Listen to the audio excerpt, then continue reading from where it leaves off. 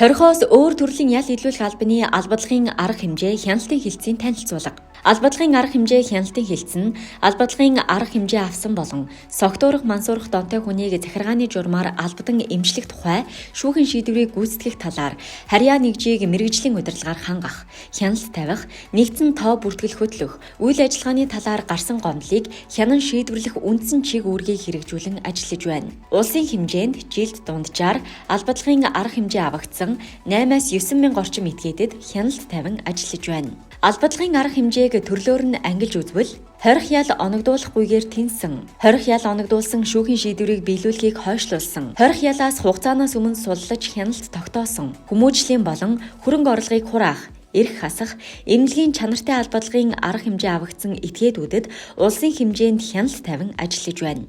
Дээр этгээдүүдэд шүүхээс эрүүгийн хуулийн 7-гийн 3 дугаар зүйлд заасны дагуу 4 төрлийн үүргийг хүлээлгэж 4 төрлийн хязгаарлалтыг нэмж тогтоодог.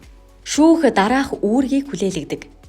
Гэмт хэргийн хор уршиг арилгах талаар арга хэмжээ авах.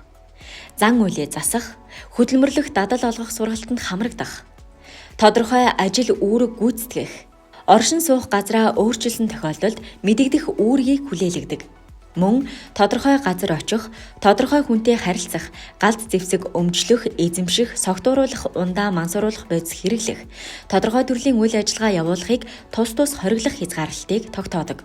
Шүүхээс оногдуулсан албадлагын арга хэмжээний төрөл хүлээлгсэн үүрэг хязгаарлалтаас шалтгаалan хуульд заасны дагуу хяналтыг хэрэгжүүлдэг. Зан үйлээ засах сургалтанд хамрагдах албадлагын арга хэмжээ авагдсан этгээдийг улиралд 8 цагийн, хөдөлмөрлөх, дадал олгох сургалтанд хамрагдах үүрэг хүлээлгсэн этгээдийг 19 чиглэлээр мэргэжлийн чиг баримжаа олгох сургалтанд хамруулан ажиллаж байна. Мөн согтууруулах, ундаа мансууруулах бодис хэрэглэхийг хориглох, хязгаарлалт тогтоосон этгээдүүдэд тавих хяналтыг цагдаа прокурорын байгууллагатай хамтран хэрэгжүүлдэг. Согтуурах, мансуурах донтой хүнийг захиргааны журмаар албадан эмчлэх тухай хуульд заасны дагуу шүүхээс албадан эмчилгээнд хамруулах шийдвэр гарсан тохиолдолд 3 сараас 2 жил хүртэлх хугацаанд эмчилгээнд хамруулах ажлыг улсын хэмжээнд зохион байгуулан ажиллаж байна. Хорихоос өөр төрлийн ял илүүлэх албадлагын арга хэмжээ хяналтын хэлтс.